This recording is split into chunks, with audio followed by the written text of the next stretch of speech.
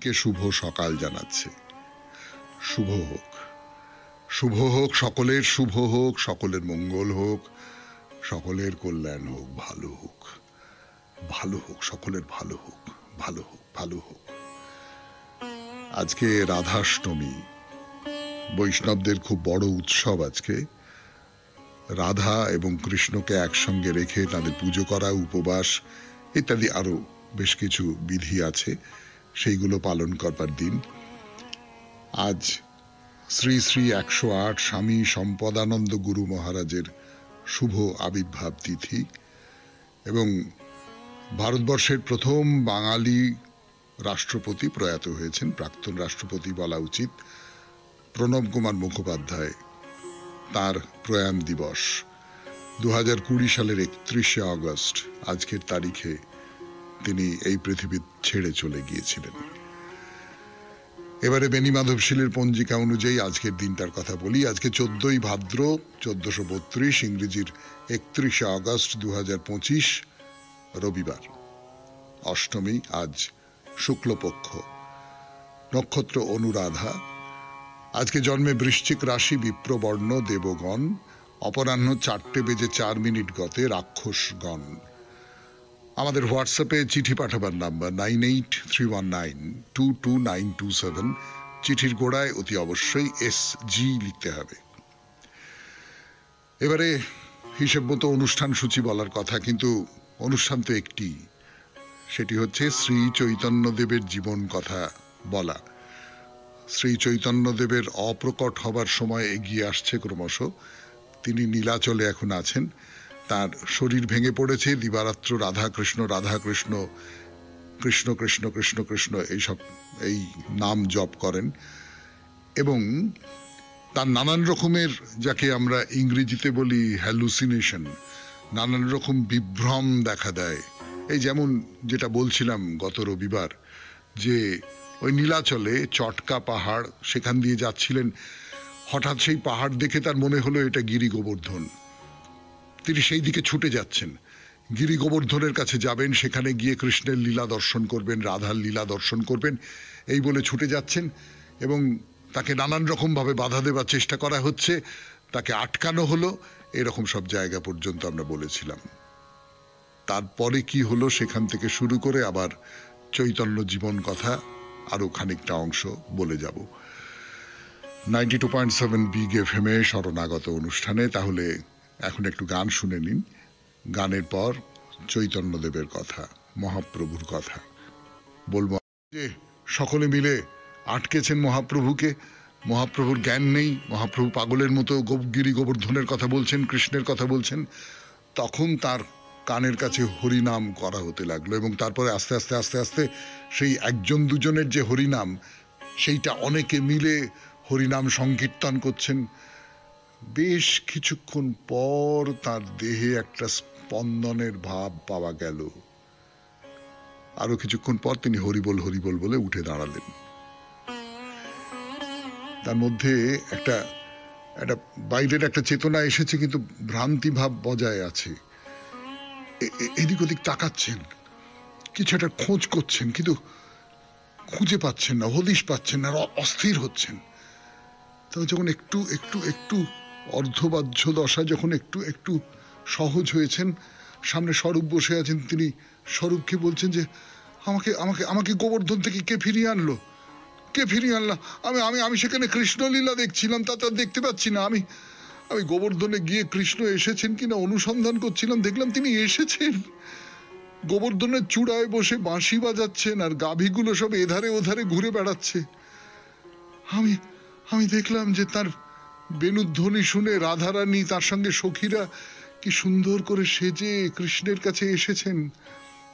কৃষ্ণ রাধারানীকে নিয়ে নির্জন গুহার মধ্যে প্রবেশ করলেন আর তার সঙ্গীদের বললেন যে তোমরা বনফুল আহরণ করে নিয়ে এসো। আমি সবে সেখানে যাবার জন্য উদ্যোগ নিয়েছি, তোমরা তখন সবাই হইচই করতে করতে এসে আমাকে এখানে ধরে নিয়ে এলে কেন?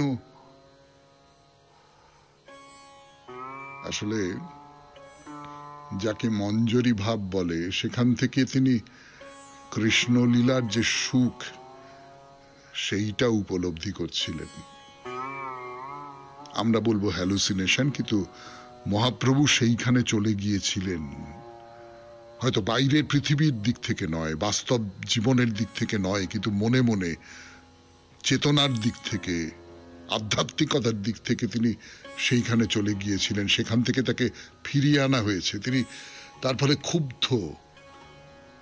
তিনি স্বরূপকে বলছেন, কেন তোমরা আমাকে দুঃখ দেবার জন্য এখানে ধরে নিয়ে এসেছো?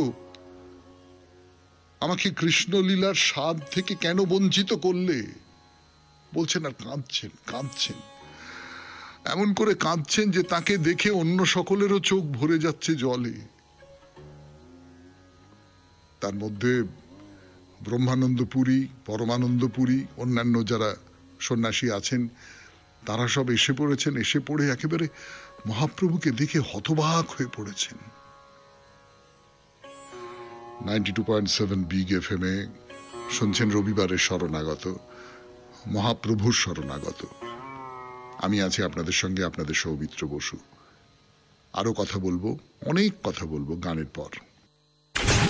92.7 বিগ এফএম এ রবিবারের শরণাগত অনুষ্ঠানে মহাপ্রভুর কথা বলছি আপনাদের। তো মহাপ্রভুকে দেখে তো এই যে সন্ন্যাসী যারা আছেন, ব্রহ্মানন্দ ভারতী, পরমানন্দ পুরী, তারাও এসে হতবাক হয়ে গেছেন।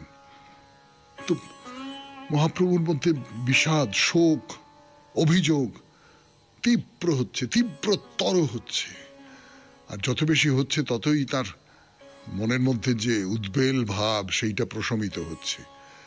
আস্তে আস্তে তার বাহ্য শক্তি ফিরে এসেছে এবং তখন তিনি বুঝতে পারছেন তিনি কি করে ফেলেছেন।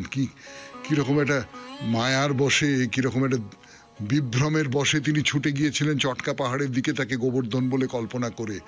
সেখানে তিনি কৃষ্ণকে দেখেছেন, সেখানে তিনি রাধাকে তার সখীদের সঙ্গে তিনি তো বলছেন তোমরা আবার এত দূরে চলে এলে কেন?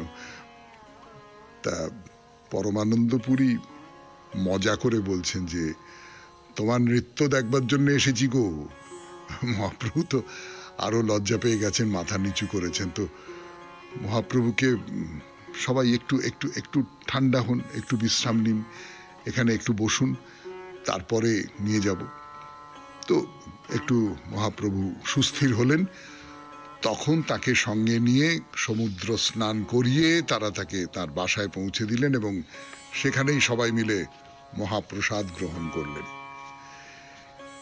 এটা একটা ঘটনার কথা বললাম আপনাদের, এইটা চলছে দিনের পর দিন, দিনের পর দিন। এই যে মহাপ্রভুর ভাবাবস্থা, তার মধ্যে নানান রকম সমস্ত রসানুভূতির প্রকাশ ঘটছে। ভেতরের থেকে নানান রকমের সমস্ত আচারে কর্মপদ্ধতিতে নানান আবেগ, নানান সব ভাব বেরিয়ে আসছে। এমনিতে সাধারণ যে বাহ্যাবস্থা যাকে বলে, সেখানে ভক্তদের নিয়ে বসে আলোচনা করছেন, উপদেশ দিচ্ছেন, কীর্তন করছেন, সেটা তো খুব স্বাভাবিক বলে মনে হচ্ছে মহাপ্রভুকে। কিন্তু কখনো কখনো মুহূর্তের মধ্যে তার আচার আচরণ পাল্টে যায়। চোখ দুটি হঠাৎ উদাস হয়ে গেল, পরিষ্কার বুঝতে পারা যাচ্ছে মন চঞ্চল হয়ে উঠেছে। আচার আচরণ যা কিছু করছেন তার মধ্যে যুক্তির অভাব, তার মধ্যে কোনো একটা নির্দিষ্টতা নেই। যেমনটা আমরা করে থাকি, যেমনটা যে কোনো মানুষ করে থাকে, এমনকি যেমনটা তিনি করছিলেন এতক্ষণ ধরে, সেটাও নয়। তিনি যেন হঠাৎ কি একটা অদ্ভুত একটা প্রেম সুখ পাচ্ছেন, সে প্রেম সুখের স্বাদ নিচ্ছেন। কখনো মুখ উজ্জ্বল হয়ে উঠছে, কখনো বেদনায় জর্জরিত হয়ে উঠছে, কখনো আবৃত্তি করছেন, নাহি কৃষ্ণ প্রেমধন দরিদ্র মোরে জীবন, দেহেন্দ্রিয় বৃথা মোর সব, পুন কহে হায় হায়, শুনো স্বরূপ শুনো রামারায়, এই মোর হৃদয় নিশ্চয়। হাহাকার করছেন একেবারে। শুনছেন মহাপ্রভুর কথা 92.7 বিগ এফএম এ শরণাগত অনুষ্ঠানে। এখন একটু গান শুনবো, গানের পর আবার মহাপ্রভুর কথা বলতে বসেছি আমি, আপনাদের সৌমিত্র বসু। করে ফিরে এলাম 92.7 বিগ এফএম এ শরণাগত অনুষ্ঠানে। মহাপ্রভুর একেবারে অন্তজীবনের কথা শোনাচ্ছি আপনাদের। শোনাচ্ছি কিভাবে তিনি মাঝে মাঝেই তার যে বাহ্য দশা সেই বাহ্য দশা থেকে অন্য আর একটা অতীন্দ্রিয় লোকে চলে যেতেন, সেখানে দর্শন করতেন, শ্রবণ করতেন, স্পর্শ করতেন, এবং অধিকাংশ সময়ই তিনি এই যে প্রবল সর্বব্যাপী যে বিরহ যন্ত্রণা, সেই বিরহ যন্ত্রণা ভোগ করতে করতে অন্তর্দশায় ডুবে যেতেন। ঠাকুর শ্রী রামকৃষ্ণ পরমহংসদেব তার ভাবপর্যায়কে 3 ভাগে বিভক্ত করেছিলেন। তিনি বলছেন আর কি যে শ্রী চৈতন্যের 3টি অবস্থা হতো, 3টে দশা হতো। কি কি 3টি? একটা হচ্ছে বাহ্য দশা, যখন তার মন এই স্থূল ও সূক্ষ্ম এসবের মধ্যে থাকতো, অর্থাৎ বাস্তব পৃথিবীতে আছে, আপনাকে দেখছে, অন্য আরেকজনকে দেখছে, চারপাশের জগৎটাকে দেখছে, ব্যাখ্যা বিশ্লেষণ করছে, মনে মনে তিনি আছেন, মনে মনে তিনি আছেন নিশ্চয়ই, কিন্তু বাইরের যে আচার আচরণ ইত্যাদি ইত্যাদি, তার মধ্যে সেই মনে মনে তিনি আছেন তার প্রকাশ ঘটছে, কিন্তু তিনি সেইখানে চলে যাচ্ছেন না। এইটা একটা। দ্বিতীয় যেটা, সেটা হচ্ছে অর্ধবাহ্য দশা।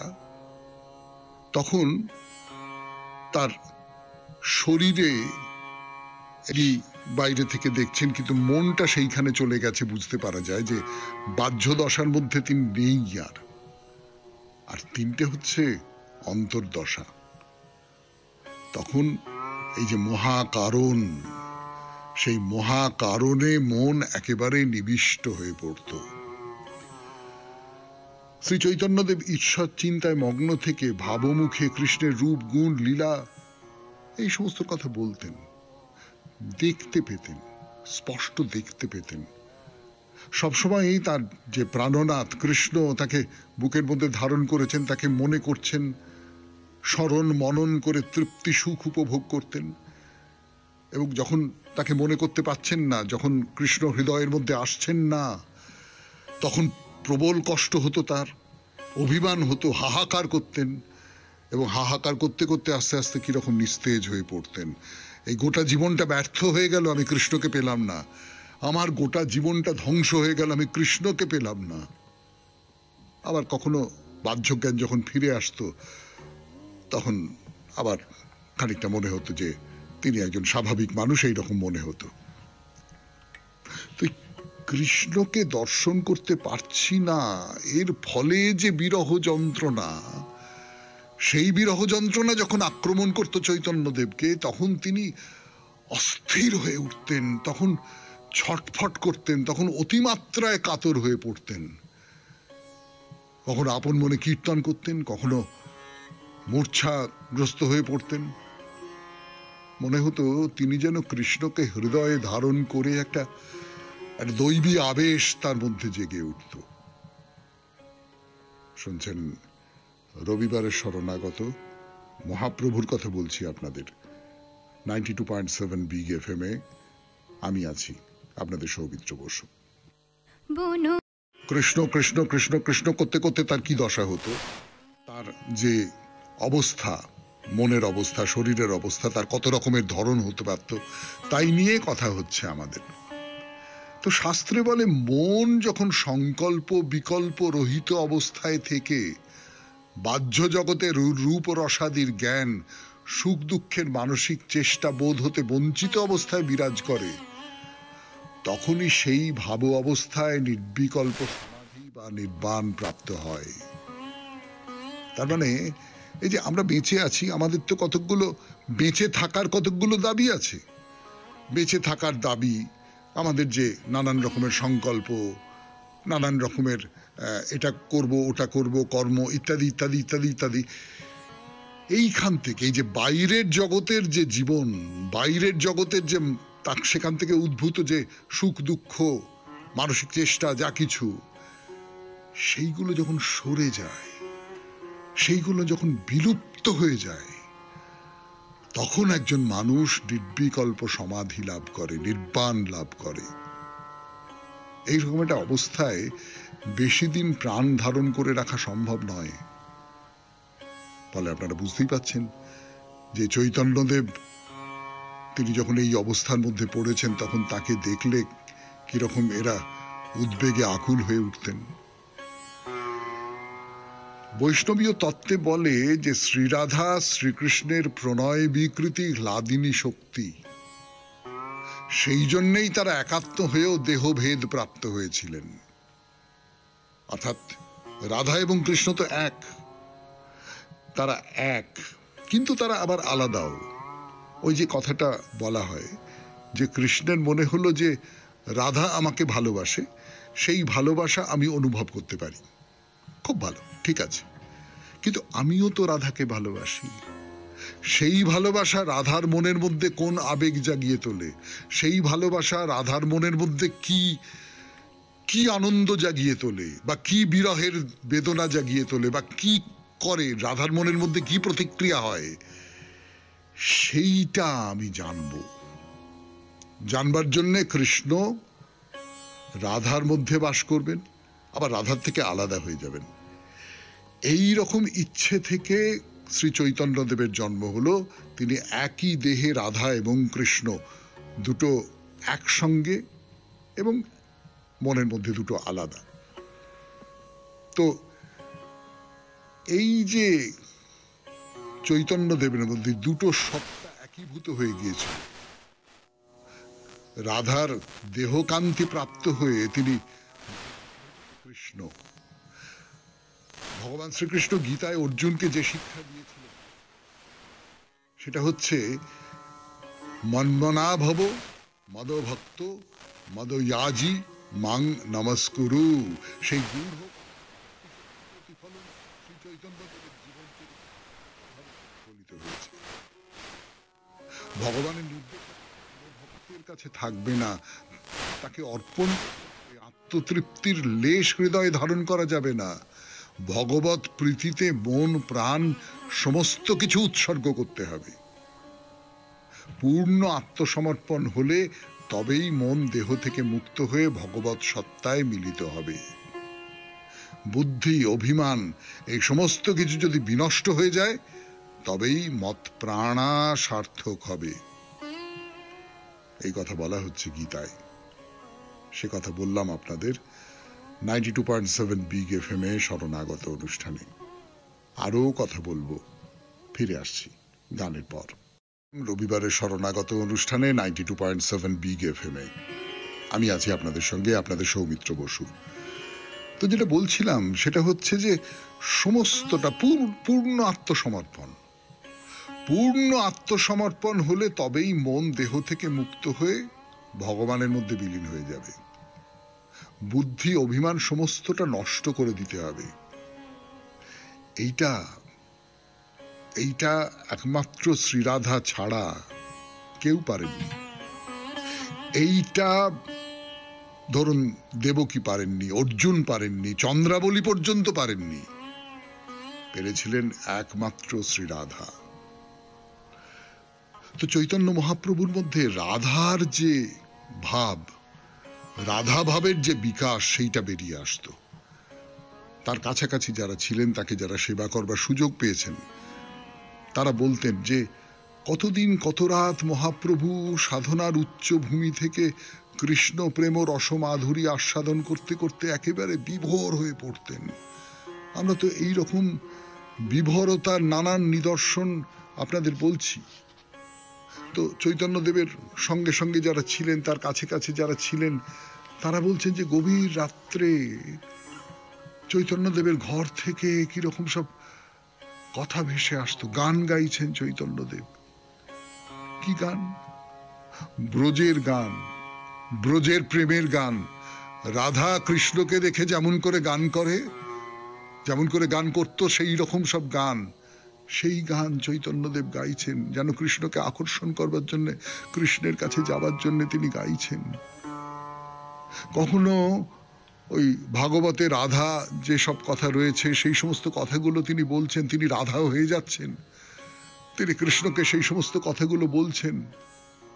তিনি আপন মনে বলছেন যে সখী, শ্রীকৃষ্ণ পদদাসী করে আমাকে আলিঙ্গন দিয়ে আত্মসাৎ করুক, অথবা দর্শন না দিয়ে যতই মর্মাহত করুন না কেন, তিনিই আমার প্রাণনাথ। প্রাণনাথ ছাড়া তিনি অপর কেউ নন। যদি আরো কারে ভালোবাসো, যদি আরো ফিরে নাহি আসো, তবে তুমি যাহা চাও তাই যেন পাও, আমি যত দুঃখ পাই, বা চণ্ডীদাসের পদে আছে যে বহুদিন পরে বধূ আইলে, দেখা না হইত পরাণ গেলে, এতেক সহিলা অবলা বলে, ফাটিয়া যাইত পাষাণ হলে। দুঃখিনীর দিন দুঃখেতে গেল, মথুরা নগরে ছিলে তো ভালো। এসব কিছুই দুঃখ না গনি, তোমার কুশলে কুশল মানি। শুনছেন রবিবারের শরণাগত 92.7 বিগ এফএম এ। আমি আছি আপনাদের সঙ্গে, আপনাদের সৌমিত্র বসু। ফিরে আসছি গানের পর। 92.7 বিগ এফএম এ শরণাগত অনুষ্ঠানের আসল কথাটা কি? তুমি আমাকে অনেক দুঃখ দিয়েছো, অনেক কষ্ট দিয়েছো, আমার বুক ভেঙে গেছে। পাষাণ যদি হতো আমার বুক, তাহলে সেই বুক ফেটে যেত, পাষাণ ফেটে যেত। এত কষ্ট দিয়েছো আমাকে, কিন্তু আমাকে কষ্ট দিয়ে তুমি ভালো ছিলে তো। আমি তোমার কুশলে আমি কুশল মানি, তোমার যদি ভালো হয় তাহলেই আমার ভালো, আমি আর নিজের জন্য কিচ্ছু চাই না। এইটা হচ্ছে রাধার প্রেম। তো যাই হোক, এইরকম একটা মানসিক অবস্থা মহাপ্রভুর। একদিন সকালবেলা ভক্তদের সঙ্গে বসে আছেন, খুব আত্মনিবিষ্ট অবস্থায় বসে আছেন। এই সময়টা মহাপ্রভু ওই রকম বেশিরভাগ সময় খুব আত্মনিবিষ্ট হয়ে থাকেন, কৃষ্ণ প্রেমে মগ্ন হয়ে থাকেন, এরকম করে থাকেন। তো ভক্তদের খুব ইচ্ছে যে মহাপ্রভুর কাছ থেকে কিছু উপদেশ শুনবেন, কিছু ইষ্ট কথা শুনবেন, বা কিভাবে কি ক্রিয়া পদ্ধতি কি আছে না আছে পুজোর, সেই সমস্ত নিয়ে আলোচনা করবেন। কিন্তু ভক্তরা বুঝতে পারছেন যে না, মহাপ্রভু কেমন ভাবে তাকিয়ে রয়েছেন, উন্মনা ভাবে, চোখের দৃষ্টি কিরকম যেন বাইরের দিকে তাকিয়ে আছেন, কিন্তু কিছু দেখছেন না, ভাবছেন। এটা অদ্ভুত কোন একটা ভাবনা, সেই ভাবনায় মহাপ্রভু একেবারে মগ্ন হয়ে রয়েছেন। তো যারা বসেছিলেন তাদের মধ্যে খুব কৌতূহল হলো, কেন কেন এরকম এরকম হয়ে গেলেন হঠাৎ মহাপ্রভু, এইরকম করছেন কেন? এর মধ্যে মহাপ্রভু কাউকে কিচ্ছু না বলে হঠাৎ উঠে দাঁড়িয়ে ওই যেখানে বসেছিলেন সভার মতন করে সেখান থেকে বেরিয়ে গম্ভীরা প্রাঙ্গণ পার হয়ে বেরিয়ে চলে গেলেন। তো ভক্তরা চলো চলো চলো চলো চলো চলো, পেছনে চলো পেছনে চলো বলে তাকে অনুসরণ করছেন। নিশ্চয়ই বিগ্রহ দর্শন করতে মন্দিরে যাচ্ছেন, কিন্তু তার শরীর মন দুটোই তো খুব দুর্বল, চলার গতিতে ছন্দ নেই, মিল নেই, কিরকম পা জড়িয়ে যাচ্ছে, এরকম একটা অবস্থায় মহাপ্রভু কোথায় যাচ্ছেন? 92.7 বিগ এফএম এ শরণাগত অনুষ্ঠান, মহাপ্রভুর কথা। এখন একটু গান শুনবো। বেশ, মহাপ্রভুর কথা শুরু 92.7 বিগ এফএম এ শরণাগত অনুষ্ঠানে। যা বলছিলাম, মহাপ্রভু কিরম করে এগিয়ে যাচ্ছেন, হ্যাঁ, তার পেছন পেছন তার শিষ্যরা সব যাচ্ছেন, তার তার যারা অনুচর তারা সকলে যাচ্ছেন। মহাপ্রভুর পা টলে যাচ্ছে, কিরম বিবশ শরীর, শরীর তো একেবারেই ভালো নয়। সকলেই খুব উদ্বিগ্ন হয়ে পেছনে পেছনে যাচ্ছেন, কিন্তু আটকাবার চেষ্টা করছেন না। আটকাবার চেষ্টা করে কোনো লাভ নেই। আটকাবার চেষ্টা করলে এই যে প্রবল ঢেউ, সেই ঢেউটা যদি প্রতিহত হয় তাহলে সে আরো বেশি উচ্ছ্বসিত হয়ে উঠবে, তাতে করে মহাপ্রভুর শরীরের ক্ষতি হতে পারে। ফলে সকলেই পেছনে পেছনে পেছনে পেছনে যাচ্ছেন। মহাপ্রভু এগিয়ে যাচ্ছেন, ভাবের আবেশে প্রিয় কৃষ্ণের সঙ্গে মিলন হবে তার, সেই আকাঙ্ক্ষা থেকে তিনি মন্দিরের দিকে এগিয়ে যাচ্ছেন, আর প্রত্যেকে পেছন পেছন যাচ্ছেন। যদি মহাপ্রভু সফল না হন, যদি তিনি প্রিয়কে দর্শন করতে না পারেন, তাহলে কি হবে? তাহলে যে প্রবল আঘাত তার মনের মধ্যে নেমে আসবে, সেই আঘাতের চেহারাটা ভক্তরা কল্পনা করতে পারছেন, এবং তখন মহাপ্রভুর শরীর খারাপ হবে। ভক্তরা তো শরীরটা নিয়ে ভাবছেন, ভক্তরা তো ইহ জগতের যা মহাপ্রভুর মূর্তি তাই নিয়ে ভাবছেন। তো এইসব ভাবতে ভাবতে সকলে এগিয়ে যাচ্ছেন খুব সাবধানে।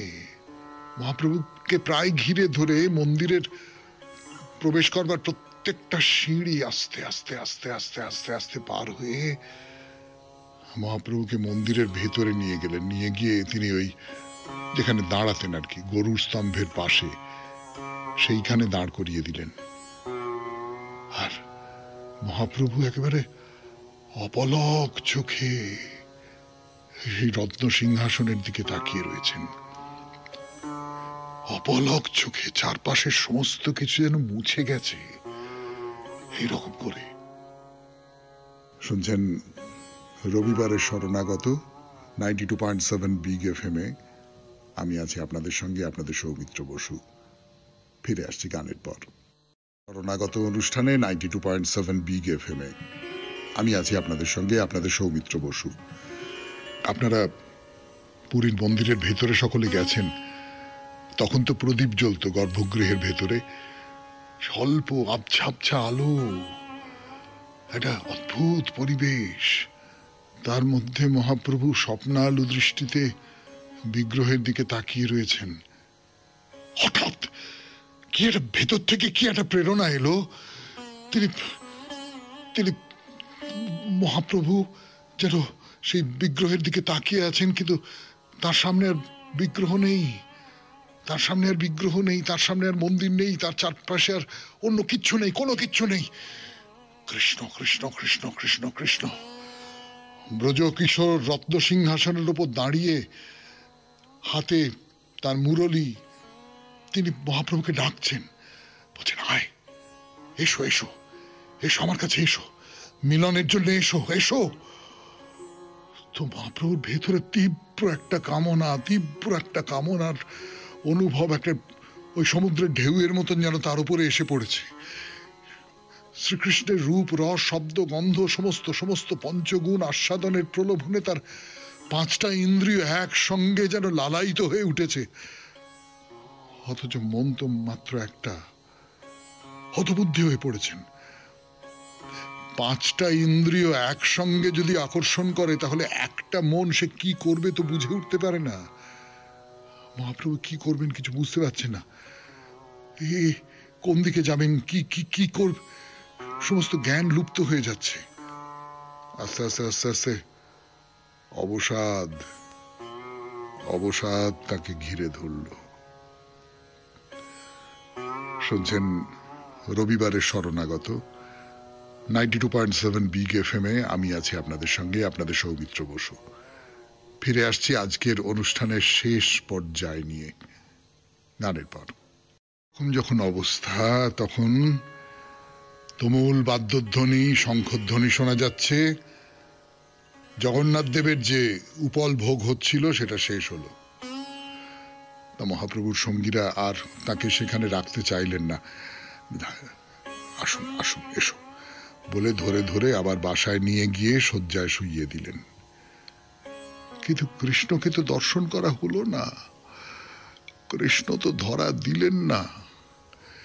এই যে অসম্পূর্ণতা, এই যে দর্শন করতে না পারার যে কষ্ট, সেই কষ্টে মহাপ্রভু ছটফট ছটফট করছেন। তিনি বুকে সেই বেদনা নিয়ে স্তব্ধ হয়ে শুয়ে রয়েছেন, কিন্তু তার দু চোখ বেয়ে জল গড়িয়ে পড়ছে,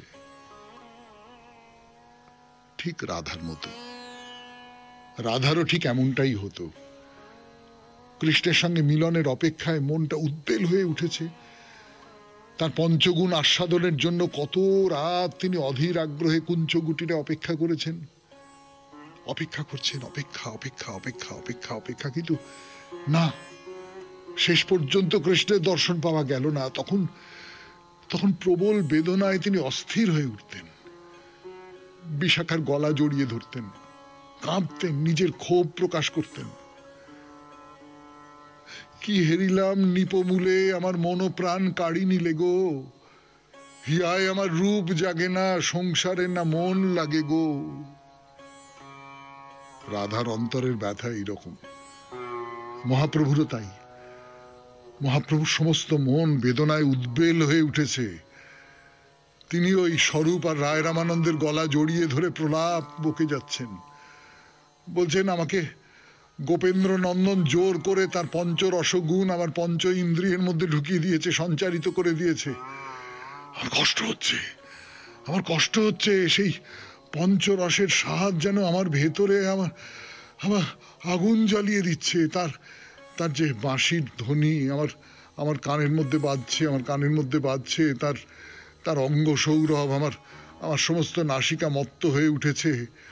তার যে অপূর্ব অধরের অমৃত ধারা, সেই ধারা তাকে পান করবার জন্য আমার জিহ্বা তাপিত হয়ে উঠেছে, তার শান্ত স্নিগ্ধ সুশীতল অঙ্গের স্পর্শের জন্য আমার ত্বক বিষণ্ণ হয়ে উঠেছে। আমি পঞ্চ ইন্দ্রিয় দিয়ে তাকে গ্রহণ করতে চাই, পঞ্চ ইন্দ্রিয় দিয়ে, কিন্তু কিন্তু পারছি না। আমার এই পঞ্চ ইন্দ্রিয় কেমন করে এই সমস্ত কষ্ট সহ্য করে থাকবে? তার জন্য এখন আমার প্রাণটাকেই ধরে রাখা দায় হয়ে উঠেছে। এইসব বলতে বলতে বলতে বলতে মহাপ্রভু আস্তে আস্তে আস্তে আস্তে আচ্ছন্ন হয়ে পড়ছেন, সমাধিতে মগ্ন হয়ে যাচ্ছেন, ডুবে যাচ্ছেন। একটা গুমরনো কান্নার মতন তার কথা।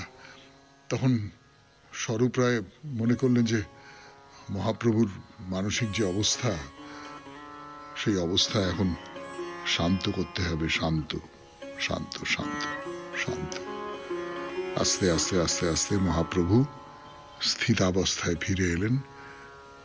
তো ওই তার যারা ভক্ত শিষ্য স্বরূপ এরা সব আরো কিছুক্ষণ অপেক্ষা করে রইলেন। তারপর মহাপ্রভুর মন যখন অর্ধবাহ্য দশায় ফিরে এসেছে, অস্পষ্টভাবে তিনি দেখতে পাচ্ছেন, বলছেন যে স্বরূপ রায় রামানন্দ। তারপর গলা জড়িয়ে ধরে বলছেন, শুনো স্বরূপ, শুনো রামা রায়, কাহা গেলে কৃষ্ণ পাং, কাহা করো কাহা যাং, দুহে মোরে করো সেই উপায়। কোথায় গেলে আমি কৃষ্ণ পাবো, আমাকে সেই উপায় বলে দাও। আজকের মতো শেষ হলো শরণাগত।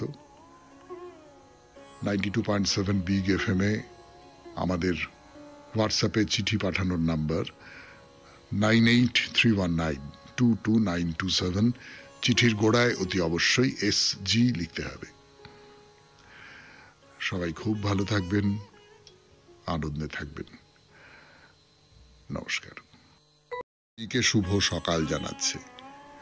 শুভ হোক, শুভ হোক, সকলের শুভ হোক, সকলের মঙ্গল হোক, সকলের কল্যাণ হোক, ভালো হোক, ভালো হোক, সকলের ভালো হোক, ভালো হোক, ভালো হোক। আজকে রাধাষ্টমী, বৈষ্ণবদের খুব বড় উৎসব। আজকে রাধা এবং কৃষ্ণকে একসঙ্গে রেখে তাদের পুজো করা, উপবাস ইত্যাদি আরো বেশ কিছু বিধি আছে, সেইগুলো পালন করবার দিন। আজ শ্রী শ্রী 108 স্বামী সম্পদানন্দ গুরু মহারাজের শুভ আবির্ভাব তিথি এবং ভারতবর্ষের প্রথম বাঙালি রাষ্ট্রপতি প্রয়াত হয়েছেন, প্রাক্তন রাষ্ট্রপতি বলা উচিত, প্রণব কুমার মুখোপাধ্যায়। তার প্রয়াণ দিবস 2020 সালের 31শে আগস্ট, আজকের তারিখে তিনি এই পৃথিবী ছেড়ে চলে গিয়েছিলেন।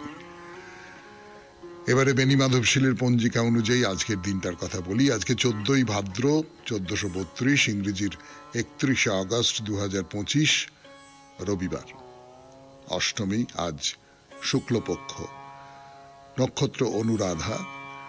আজকে জন্মে বৃশ্চিক রাশি, বিপ্রবর্ণ, দেবগণ। অপরাহ্ন 4:04 গতে রাক্ষসগণ।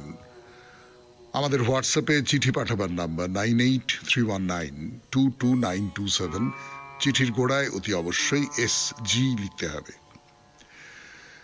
এবারে হিসেব মতো অনুষ্ঠান সূচি বলার কথা, কিন্তু অনুষ্ঠান তো একটি, সেটি হচ্ছে শ্রী চৈতন্যদেবের জীবন কথা বলা। শ্রী চৈতন্যদেবের অপ্রকট হবার সময় এগিয়ে আসছে ক্রমশ। তিনি নীলাচলে এখন আছেন। তার শরীর ভেঙে পড়েছে, দিবারাত্র রাধা কৃষ্ণ রাধা কৃষ্ণ, কৃষ্ণ কৃষ্ণ কৃষ্ণ কৃষ্ণ এইসব এই নাম জপ করেন এবং তার নানান রকমের, যাকে আমরা ইংরেজিতে বলি হ্যালুসিনেশন, নানান রকম বিভ্রম দেখা দেয়। এই যেমন যেটা বলছিলাম গত রবিবার, যে ওই নীলাচলে চটকা পাহাড়, সেখান দিয়ে যাচ্ছিলেন, হঠাৎ সেই পাহাড় দেখে তার মনে হলো এটা গিরি গোবর্ধন। তিনি সেই দিকে ছুটে যাচ্ছেন, গিরি গোবর্ধনের কাছে যাবেন, সেখানে গিয়ে কৃষ্ণের লীলা দর্শন করবেন, রাধার লীলা দর্শন করবেন, এই বলে ছুটে যাচ্ছেন এবং তাকে নানান রকমভাবে বাধা দেবার চেষ্টা করা হচ্ছে, তাকে আটকানো হলো, এরকম সব জায়গা পর্যন্ত আমরা বলেছিলাম। তারপরে কি হলো সেখান থেকে শুরু করে আবার চৈতন্য জীবন কথা আরো খানিকটা অংশ বলে যাব 92.7 বিগ FM এ শরণাগত অনুষ্ঠানে। তাহলে এখন একটু গান শুনে নিন। গানের পর চৈতন্যদেবের কথা, মহাপ্রভুর কথা বলবো।